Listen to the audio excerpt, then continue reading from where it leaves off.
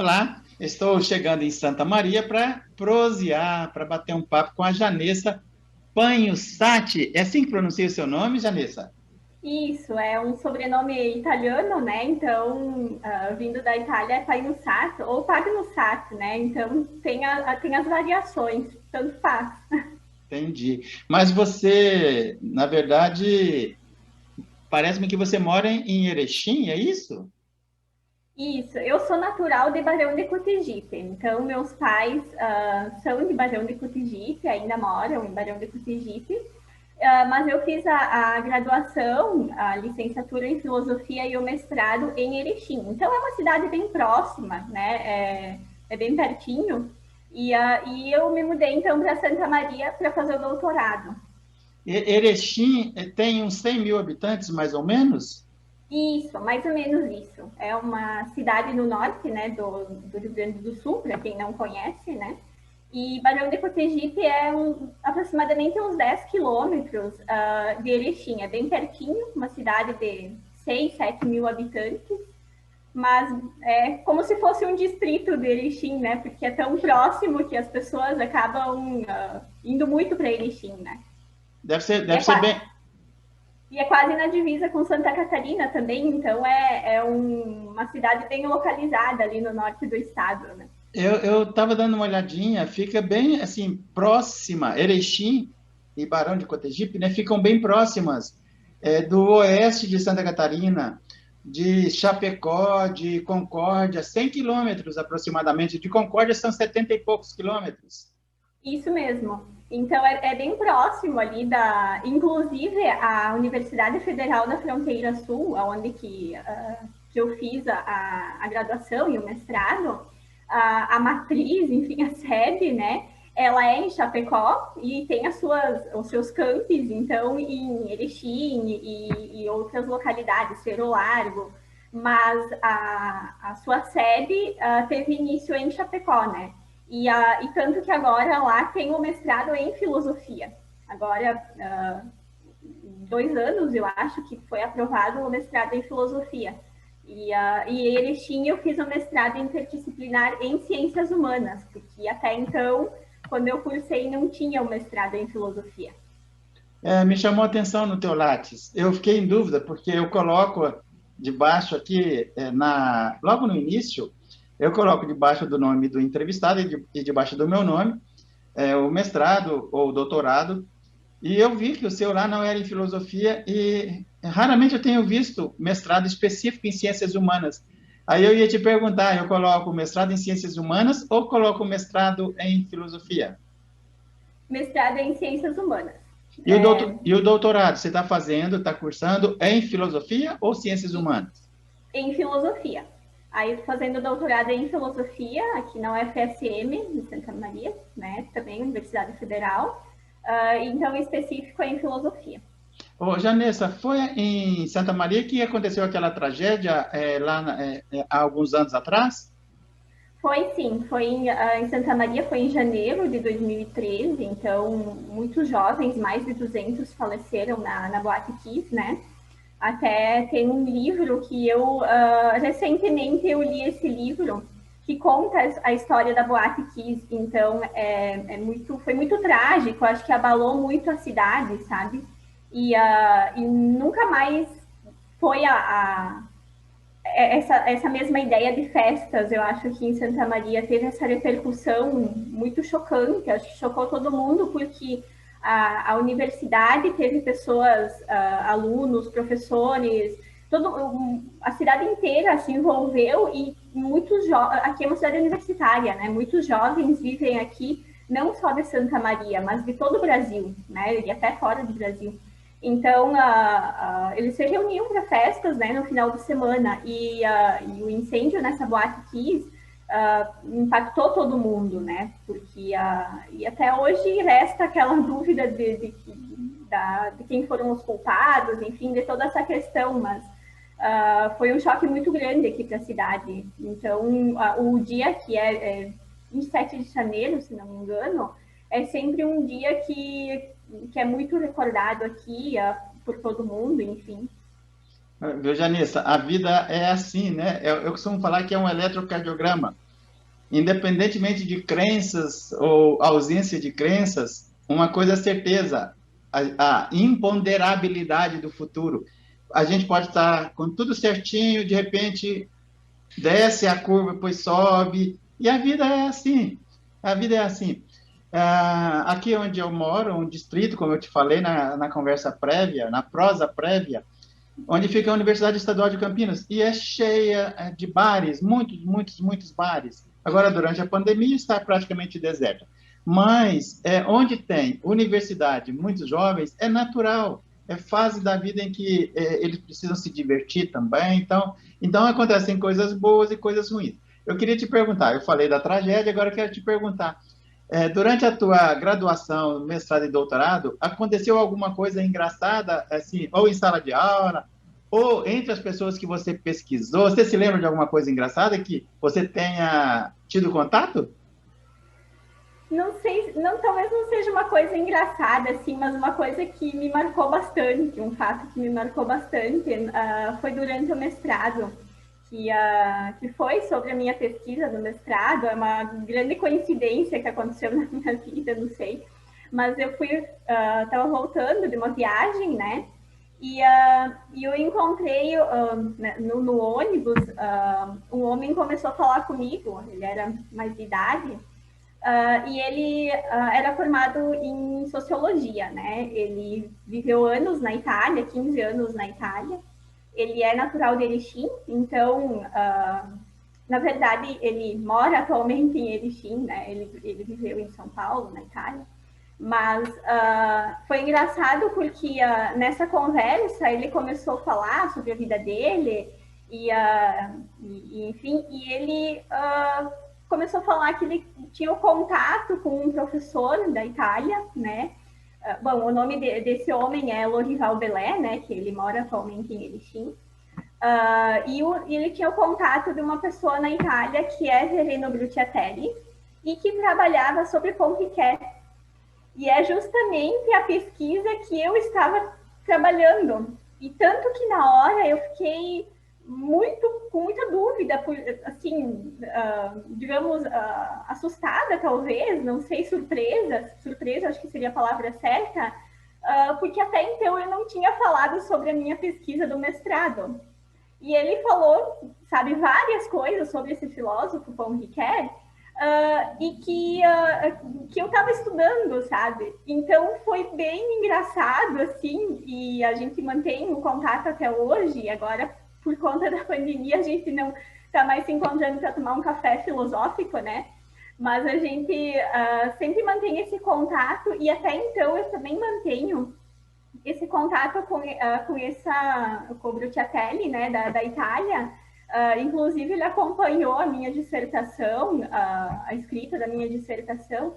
Então, foi muito engraçado, sabe, esse fato de eu estar estudando um tema e vir uma pessoa desconhecida até então e contar um pouco da vida e dizer que tem um amigo que estuda Paul Ricoeur, que escreveu livros, inclusive, sobre ele.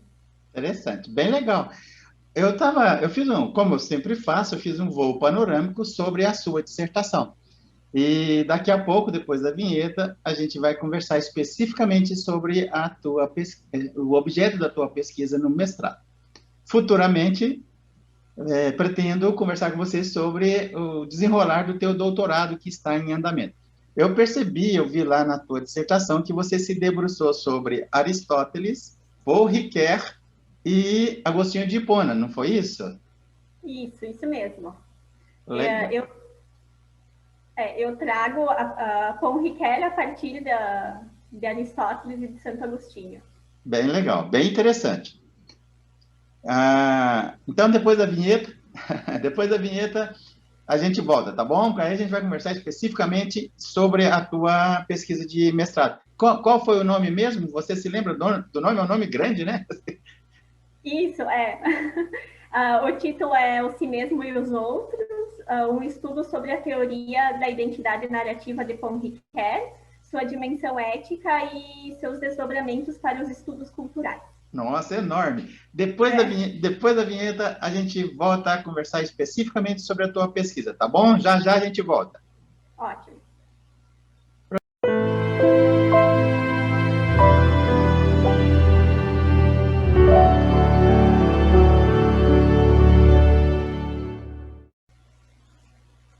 Ok, como eu falei antes de chamar a vinheta para a Janessa, eu perguntei para Janessa, qual foi o título da dissertação do mestrado dela.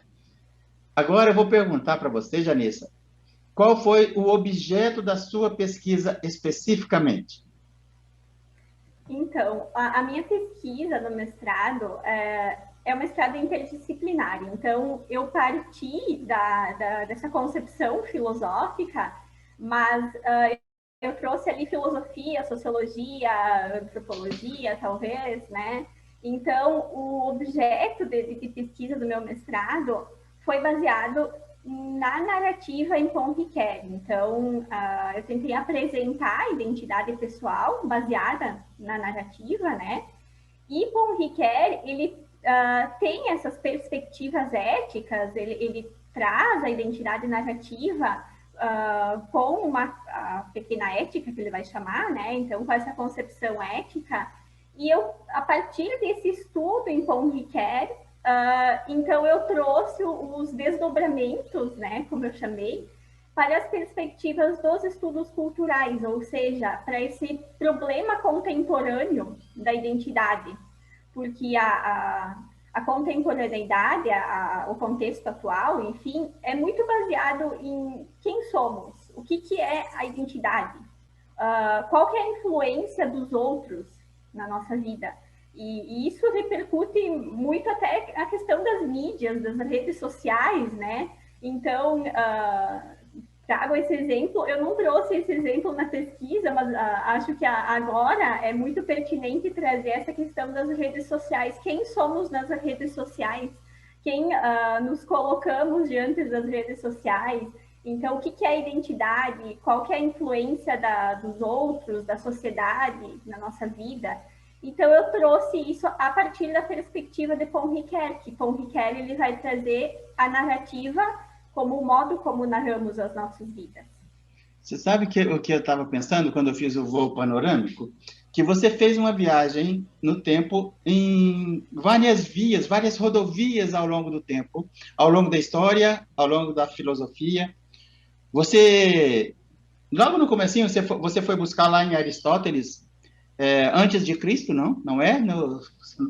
Assim, ali entre os 700 anos anteriores a Cristo, quando surgiu a filosofia. Aí você foi para a Antiguidade Tardia, foi dialogar com Agostinho de Hipona, por volta dos séculos 4 e 5. Aí você chegou agora, assim, no século 21, assim, no 20 e 21. Eu queria que você contextualizasse no tempo e no espaço o Paul Ricoeur, especificamente, que morreu em 2005.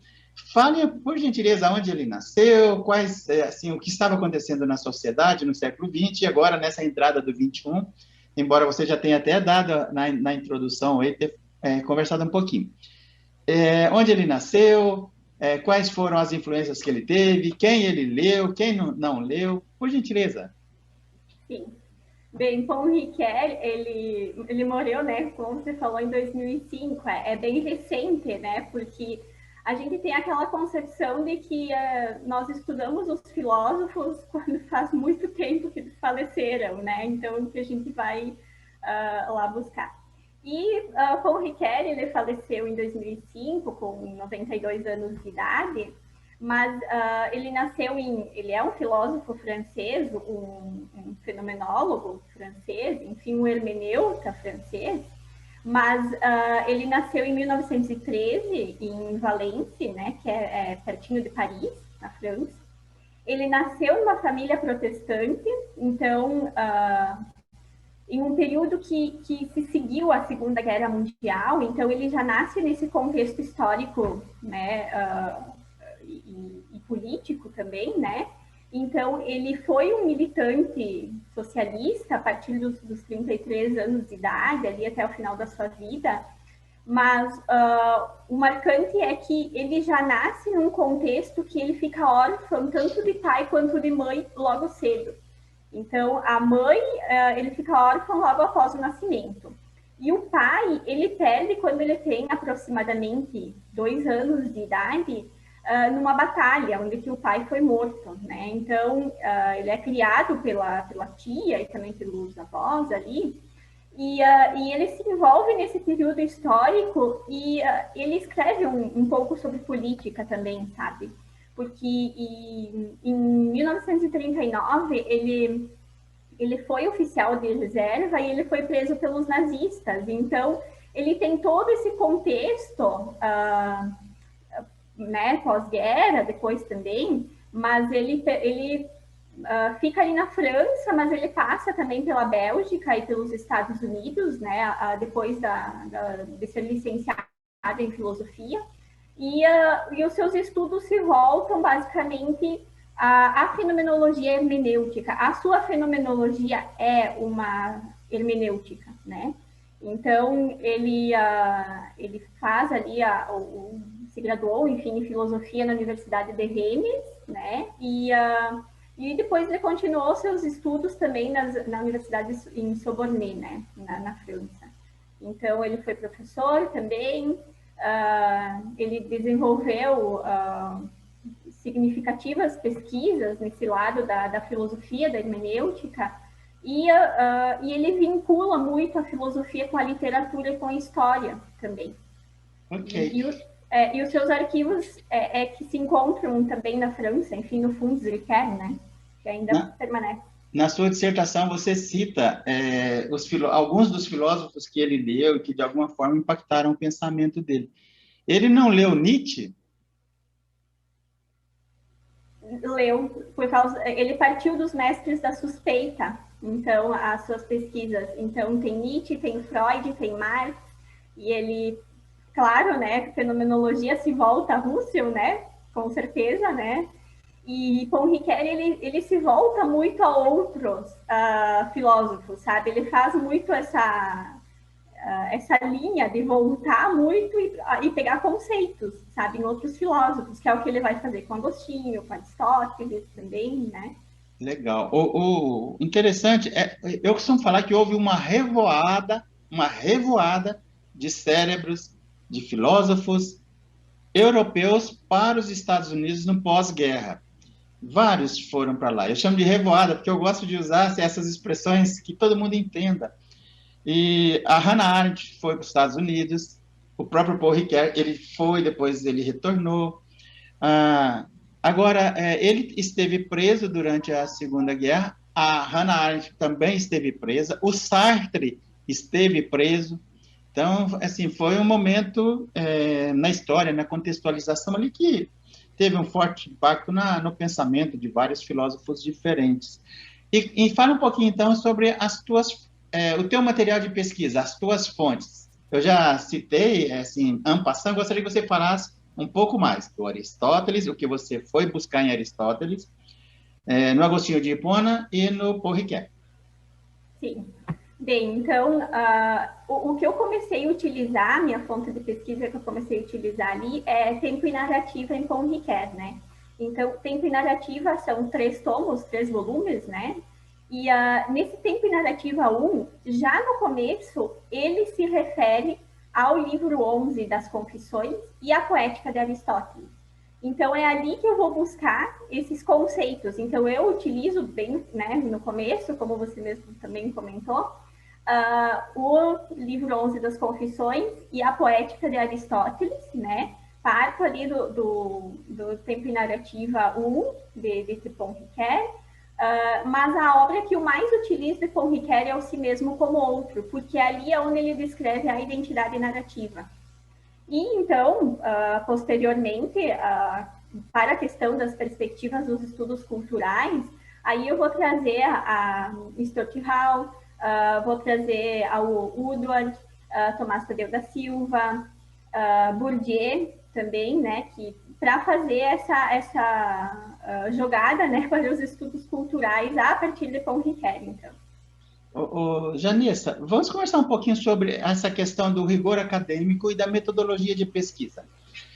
Você foi buscar em fontes primárias, fontes secundárias, como é que foi o tratamento referente ao rigor que você deu na sua pesquisa? Como é que foi isso? Bem, a gente sabe que, pegando a obra tal qual ela é, né, de Paul Ricoeur, de Santo Agostinho, de Aristóteles, nem sempre a gente vai, né, ler aquilo e vai entender tudo, né? Não é assim, né? A gente sabe que na academia a gente tem que buscar outras fontes, a gente tem que buscar comentadores, então. Então, Paul Ricoeur, apesar dele ser um filósofo bem recente, que faleceu recentemente, um filósofo contemporâneo recente, ele já tem vários comentadores, então já tem vários estudiosos no Brasil, que é o próprio Elcio Corá, que ele trabalha na UFS de Chapecó também, tem o João Botton, que eu sei que ele é do norte do Brasil, o Paulo Gilberto Gubert, que se formou aqui na UFSM em Santa Maria. Então, assim, o próprio Noeli Rossato, que dá aula aqui também no Departamento de Filosofia, ele traz muito essa questão de Paul Ricoeur. Então, eu fui buscar, a partir de comentadores, né, para chegar a essa perspectiva do que é a identidade narrativa em Paul Ricoeur. Lendo também as suas obras primárias, né, essas obras que eu citei ali, mas buscando um vazio que se encontrava. Então, eu, ao ler a identidade narrativa, a identidade pessoal em Ricoeur, eu vi que ele mesmo traz temas voltados à sociedade, porque ele traz essa relação com o outro, sabe? Então, é a partir dali que eu incluí os estudos culturais, a perspectiva dos estudos culturais, que é, assim, o tema da contemporaneidade, o tema do contexto atual. Então, a partir disso que eu trouxe essas reflexões na minha dissertação. Ok. Como eu já comentei com você e tenho comentado com vários entrevistados meus, a proposta do canal Linha de Divisa é estabelecer um diálogo entre a academia e academia e sociedade. A própria Hannah Arendt, quando ela passou por um período da vida dela que ela entrou em crise existencial. Ela não queria mais fazer filosofia, porque ela estava, segundo a perspectiva dela na época, ela achava que a filosofia que era produzida nas academias não chegava à base da pirâmide social, e ela queria trazer algo novo para a sociedade. Então, eu gostaria que você, para ficar claro para o grande público, também explicasse o que é uma aporia, para poder entrar na questão referente à sua garimpagem. Eu costumo chamar de garimpagem, de arqueologia própria de um pesquisador quando ele mergulha na obra de um pesquisador. Então, eu gostaria que você falasse o que é uma aporia e qual foi a aporia que você foi buscar em Agostinho de Hipona. Sim. Vou abrir um parênteses aqui antes né? Eu acho que essa grande concepção de que a filosofia é algo fechado, sabe? Eu acho que ainda tem um pouco disso, mas não é, sabe? A gente pode trazer vários problemas, assim, várias coisas da filosofia para a sociedade, para o que a gente vive, para esse contexto contemporâneo, que é o que a Hannah Arendt, né, como você comenta, faz. Então, e essa foi a minha perspectiva também no mestrado, sabe? Trazer isso, né? Para o contexto interdisciplinar, até porque o mestrado é interdisciplinar, né? Mas, então, voltando, que é essa questão da aporia, né? Essa questão da aporia, que eu logo coloco ali no começo, se refere ao livro 11 das Confissões de Santo Agostinho, né? O Santo Agostinho, ele faz uma questão, assim, do que seria a aporia, o que seria o problema, né, do tempo. Porque ele traz o tempo não como medido do modo cronológico, do modo do relógio, do modo como a gente conta, né? Mas ele traz, ele interroga, enfim, essa questão do tempo que ele não pode ser medido. E daí que ele vai trazer um conceito que é o distentio animi, né, que vem do latim, né, e seria uma distensão da alma, que a gente pode se distender ao longo do tempo, ao passado, ao futuro, né, então trazendo coisas ao presente. E é justamente isso que Ricoeur vai pegar de Santo Agostinho, sabe? Esse problema do tempo. E a gente não, na verdade, o tempo ele não pode ser medido, porque essa nossa conversa há 5 minutos atrás já é passado, né? Então, pela narrativa, o Riquet traz isso ao presente. Então, ele traz essa aporia, esse problema do tempo, que é a intention, né? Que é a intenção de trazer isso ao presente, e a distentio, que é essa distensão que a gente tem ao passado e a expectativa do futuro, né? Então, a Riquet vai trazer isso para o modo como nós narramos, né? Ao contar, ao narrar, ao falar isso agora, no presente, o tempo está se tornando presente, né? Então, a gente não pode medir o tempo. Esse é o grande problema, né, que ele traz, o Riquet, e que é muito interessante porque num primeiro momento a gente pensa, mas claro, o tempo pode ser medido de modo cronológico, mas ao contar aqui sobre o meu mestrado, eu não estou trazendo ele de modo cronológico, como aconteceu tal fato, né? E não estou trazendo no mesmo tempo que ele aconteceu, porque o mestrado foram 2 anos, né? Então, não, né? Ok. Janessa, como se deu o tecer da intriga enquanto elemento narrativo, não é? A partir de Aristóteles. Aristóteles, eu trago a poética, né? A partir da poética de Aristóteles, e através do conceito de mitos, né? Mitos, para Aristóteles, o que é? Essa imitação da ação, mas como Riquet traz isso como uma criação, não como o ato de imitar uma ação. Mas ele traz isso para a narrativa a partir do modo como eu narro as minhas histórias de vida, as minhas ações. Então, esse é o tecer da intriga, é um modo de configurar, de ajeitar os fatos ali e contar a minha história de vida em 5 minutos, né, trazer esse narrar alguns fatos da minha vida de modo resumido, nesse sentido, né? Fala um pouco mais sobre a questão da identidade narrativa. A identidade narrativa em Paul Ricoeur, ele vincula, então, como eu falei, a narrativa às experiências de vida, e para ele é isso que constitui, de fato, o ser humano, o sujeito, né? Então, o modo como eu narro a minha vida é que faz com que os outros me vejam como Janessa, né? Só que o fato que engraçado que Paul Ricoeur traz é que esse agenciamento de fatos, esse modo como eu trago os fatos, as minhas experiências de vida, se vincula a 3 momentos, assim, que é o que ele vai chamar de mimese 1, mimese 2 e mimese 3, né? Então, o que seriam esses 3 momentos? Que estaria vinculado a cultura, né? Então, é uma pré-configuração que ele diz ali, que estaria vinculado à cultura, o modo como eu narro a minha vida e o modo, então, como o outro, como isso vai repercutir no outro, mas esse outro, para ele, é trazido não só como outras pessoas, mas a própria sociedade, a própria cultura, né? Como isso vai absorver, digamos, os fatos. Porque se nós pensarmos, tudo é baseado na narrativa, no modo como nós falamos, como nós expomos a nossa vida.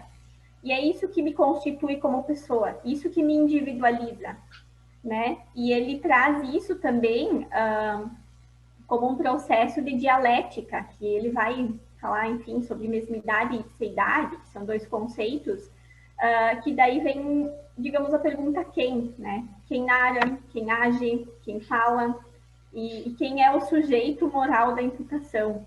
E essa última pergunta é pela responsabilidade que eu assumo como sujeito, né? Na minha constituição da identidade e pelas minhas histórias de vida. Então, e nisso também, né, tem outros 2 conceitos que ele também traz, que é a promessa e o caráter, né? Que a promessa é a palavra dada, A partir de que eu falo algo, eu me comprometo em assumir isso, né, com a outra pessoa. E mesmo que eu esqueça isso, sempre vai ter alguém para me fazer lembrar, sempre vai ter a outra pessoa para me cobrar isso, né? E o caráter, né, é o que faz com que eu seja, ao longo da vida, a pessoa que eu sou. Então, quem é a Janessa ao longo da vida? O caráter são coisas cristalizadas ao longo do tempo, são pequenos pedaços de vida que vão me constituindo como sendo eu, né? Então, isso envolve também questões de hábito, né, que ele vai trazer. São coisas duradouras que vão me constituindo ao longo do tempo e pelo modo com que eu narro e com que as outras pessoas narram a minha vida, né? Então, como o Deodato vai falar da Janessa, né?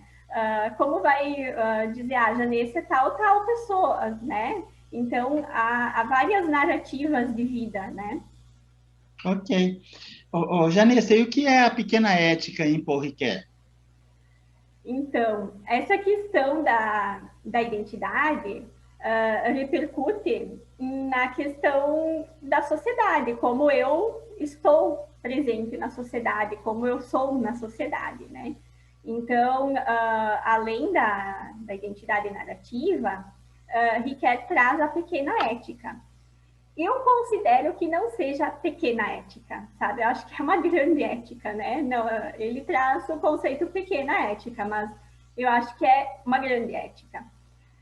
Para ele, a pequena ética é a vida boa para e com outras instituições justas. Então, essa é a designação. Mas o que é a vida boa, né? A vida boa é essa estima de si, eu vivendo bem em sociedade. E daí, ali ele traz muito a relação com os outros, com as outras pessoas, sabe? Porque ele traz a questão da amizade, ele traz a questão da igualdade, de sujeitos justos, da questão da felicidade, né? Então, nessa relação, nessa interlocução que a gente tem com as outras pessoas na sociedade, sabe? Essa questão de que a gente não é sozinho no mundo, a gente precisa dos outros, né? E ali também está implicada uma questão de responsabilidade, né? Como eu comentei. Então, é essa questão que ele traz como pequena ética, né? Quando ele fala de ética, você chegou a observar se ele fala de Kant também? Sim, ele traz Kant também, ele traz ali a ética deontológica, né? E ele também se vincula a Aristóteles nesse ponto também. Então, ele vai resgatar Kant e Aristóteles, Aristóteles até na questão da felicidade, né? Da eudaimonia, né? Da Aristóteles. Então, tem muito um pé nisso, né? Então, Ricoeur, ele sempre volta a outros filósofos para resgatar, sabe? Essa questão. Ele era de família protestante, você falou? Isso. E ele trouxe as questões da teologia para o pensamento filosófico dele, ou ele não trata das questões teológicas? Sim, ele trata das questões teológicas também. Na verdade, ele traz isso, a questão do mal também, né? Tem vários textos dele que ele traz isso, a questão do mal. Então, ele se volta para isso também, sim. Ok. Eu entrevistei semana passada um pesquisador do Triângulo Mineiro que pesquisou a questão do mal em Agostinho de Hipona. Vale a pena. O pessoal que está assistindo assistir essa entrevista e outras. A própria Hannah tratou também da questão do mal. É uma questão que atravessa os séculos, eu queria que você falasse da questão do discurso na contemporaneidade. Como é que se deu isso? Você começou lá na abertura falando, né, das mídias hoje. Fala um pouco sobre isso. Sim. Bem, essa questão da contemporaneidade, construção identitária, né? Então, como a gente como a gente pode se designar como sendo eu, como sendo um sujeito na contemporaneidade, né? Bem, eu contextualizo essa questão, trago Paul Ricoeur, a narrativa, mas eu vou buscar em Tomás Tadeu da Silva, em Pierre Bourdieu, em Woodward, no Mezan também, eu trago várias perspectivas de que a identidade contemporânea ela não é única. Aí, como assim, né? O sujeito contemporâneo, ele não possui uma identidade única, mas eu possuo várias identidades. Então, como, né? Eu possuo a identidade de ser mulher, de ser pesquisadora, de ser dona de casa. Então, isso me caracteriza como várias identidades em um sujeito, em uma Janessa, né?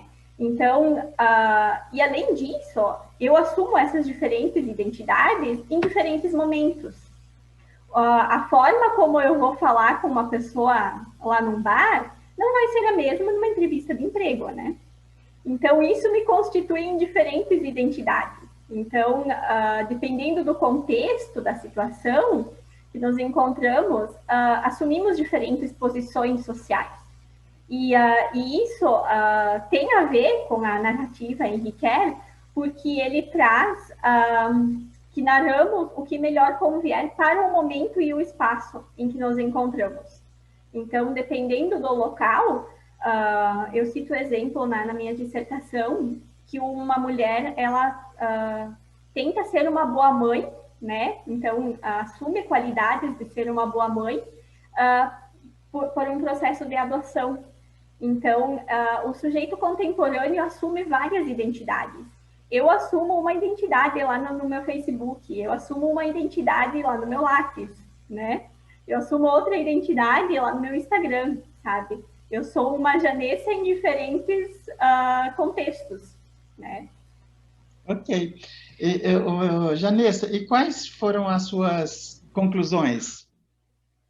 Bem, então, a partir dessa abordagem interdisciplinar, que eu trago vários filósofos ali para engajar o que é a narrativa em Ricoeur, e trago várias questões das perspectivas sociais, o meu ponto é dizer que a nossa identidade ela não é algo linear, ela não é algo... se nós lermos a biografia de uma pessoa, né, até ao mesmo tempo, quando eu comentei a biografia de Paul Ricoeur, a gente vê isso como algo linear, aconteceu isso, depois aquilo, mas a nossa identidade não é assim, né? A nossa identidade sabe, muitas mudanças. É múltipla, né? Isso, é múltipla. Então, essa multiplicidade de identidades que nós assumimos ao longo do tempo, levando em consideração as determinações sociais, então, isso é o que nos diferencia como sujeitos, é a vida que... né, a vida em meio ao contexto social, nessa narratividade, é isso que me determina como pessoa. Então, percorrendo Santo Agostinho, Aristóteles, Paul Ricoeur e contrariando ali essa questão da ilusão biográfica, né? Então, que Bourdieu traz, que a nossa identidade não é linear, e trazendo as determinações sociais, a gente percebe que a nossa identidade, ela, ao ser narrada, ela não é algo como uma substância única e imutável, tal como Descartes trazia na modernidade. Mas a nossa identidade, ela está implicada nas relações sociais, com os outros, e nessa fragmentação e multiplicidade de identidades que nós assumimos no contexto social, contemporâneo, e que sempre estamos nos reinventando, né? Janessa, então, eu quero te agradecer muito por ter separado esse tempo para conversarmos, para bater um papo com a gente, e eu gostaria que você fizesse as suas considerações finais. Eu que agradeço por esse momento enriquecedor, né, de compartilhamento de um pouco da minha pesquisa, de um pouco do que eu pesquisei, né. Muito obrigada, Deodato, pelo convite. Agradeço muito pelo canal Linha de Divisa. Convido a todos a compartilharem, a se inscreverem no canal. Com certeza é um canal muito enriquecedor, com várias perspectivas, né? Traz várias perspectivas de pesquisas, de muita coisa interessante. Então, foi um prazer compartilhar esse momento contigo, Deodato, e com todos os telespectadores que irão assistir. Ok, Janessa, um abração. A gente volta a se falar provavelmente em maio. Vamos ver se a gente consegue ajustar as nossas agendas para conversar um pouco sobre o seu doutorado ou talvez sobre alguns dos artigos que você produziu. Um abração, a gente volta a se falar, tá bom? Abraço, obrigada.